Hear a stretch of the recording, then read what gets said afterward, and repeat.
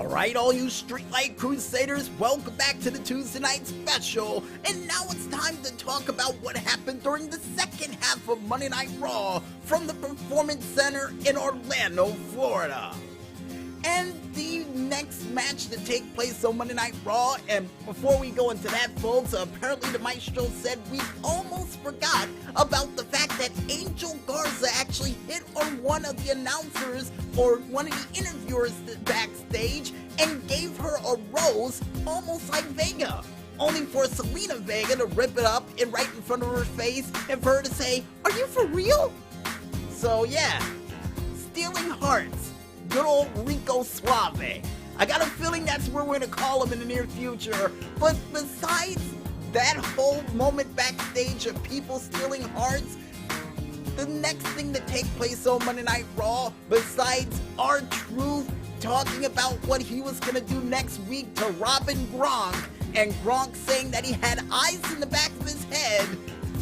Gronkowski, or Rob Gronkowski, or the Gronk, or whatever the world people call him in the NFL, was preparing for another classic TikTok video, only for him to get usurped as 24/7 champion from R-Truth, who rolled them up after the TikTok video was about to kick off, and would become a what? I don't even know how many times R-Truth won the championship now. What, 32? 33? It's close to 40. I've lost the amount of times he won that belt, but let's just say R-Truth is in possession of his baby, and would say while he was mulching his field that he wasn't going to be able to win with a touchdown or anything unless he mulched his field, and it was due the...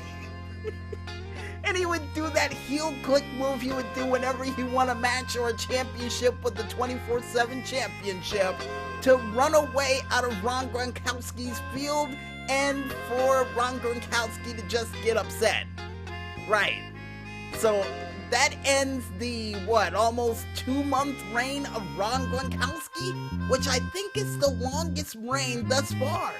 So hey, he has something to be proud of. But besides that long reign, folks, the next match to take place on Monday Night Raw would see none other than Billie Kay going one-on-one against Nikki Cross.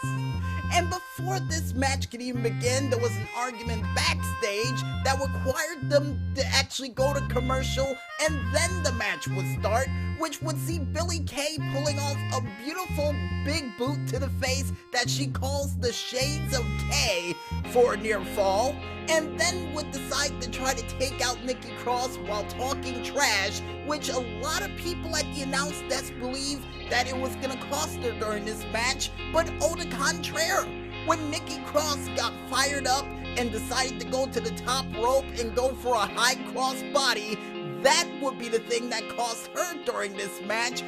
because Billie Kay would take advantage and would do a Uranagi spine buster like maneuver, almost similar to a spine buster that was in WWE 14 a while back ago, for Billie Kay to win this match via pinfall, to the surprise of everybody but Samoa Joe, because he believes everybody's sleeping on the Iconics.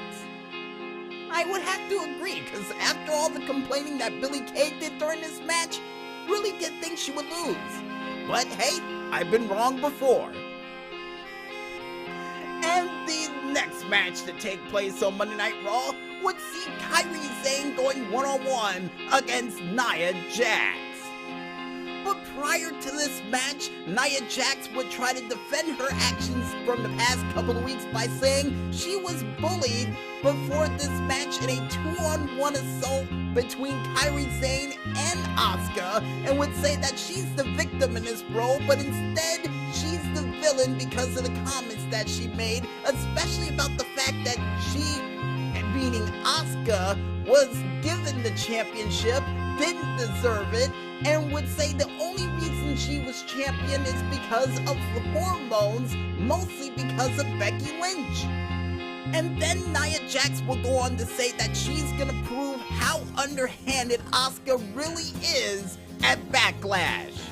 And after those comments, folks, during this match, action would go, well, a little bit one-sided for Kairi Sane to kick things off, because she would not only be able to counter a Samoan drop into a sleeper hold, but would also be able to pull off several different axe kicks, a spinning back fist, and even would counter, once again, Nia Jax's Samoan drop into a DDT, only for her to go for her sliding D and would try to finish her off with the insane elbow, only for Nia Jax to go to the outside of the ring for a powder and for Kairi Sane to try to follow her, only for Nia Jax to counter her by slamming her face into the apron and then slamming her head directly into the stairs, only for her to finish off this match with a Hogan-like leg drop for Nia Jax to win this match via pinfall. And after the match was over, then you would see none other than Asuka hitting the scene, trying to stare down Nia Jax, only for Nia Jax to backpedal and leave till later on in the night.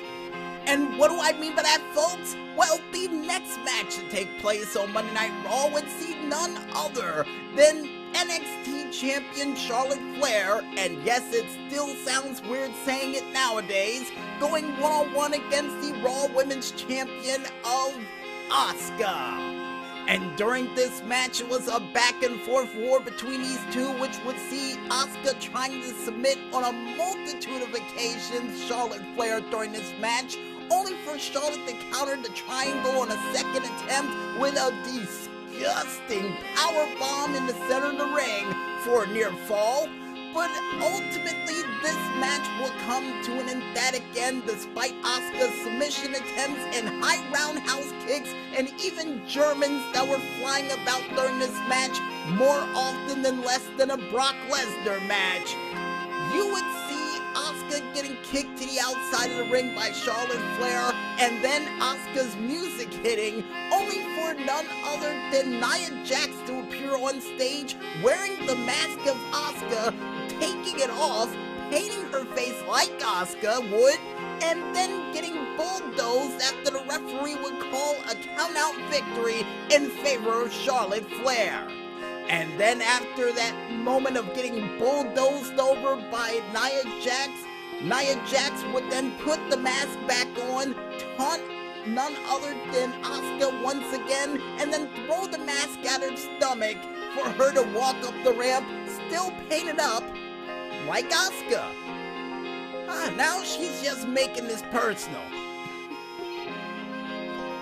And besides that personal moment that I got a feeling is gonna get settled at Backlash, folks, the main event of the evening would see none other than Drew McIntyre going one-on-one against MVP with Bobby Lashley and Lana in his corner. Now, the reason why Lana decided to come out in the corner of MVP along with Bobby Lashley is because of what Lana said earlier in the night, that he's trying to leech off the success of Bobby Lashley, MVP that is, only for MVP to say, aren't you trying to do the same thing? Only for Lana to slap MVP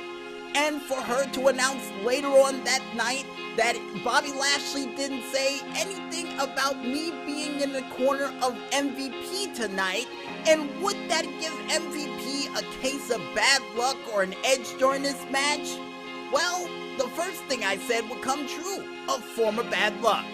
Because despite the fact of Bobby Lashley distracting Drew McIntyre to give MVP enough of an opportunity to get his head crashed into the wall and into the ring post, and would also see him getting a big boot or a boot wash in the corner from MVP for a near fall,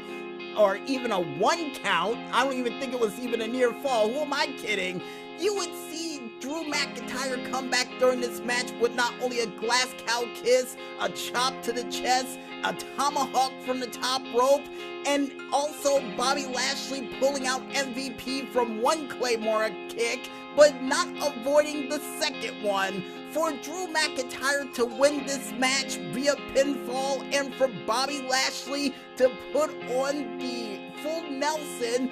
on none other than Drew McIntyre. Only for Drew McIntyre to try to fight out of it and for the cameras to go dark. I kid you not, folks, that was the end of Monday Night Raw for this week. Bobby Lashley putting Drew McIntyre in the full Nelson, and Drew McIntyre trying to escape, and them giving us this what will happen next week on Dragon Ball Z sort of ending. I don't get it. I really don't get it. And with that abrupt ending out of the way, folks, I think it's time for us to head back into the music, and when we return, we'll be back with more of the Tuesday Night Special right after this. So don't fall asleep just yet, folks, and stay tuned.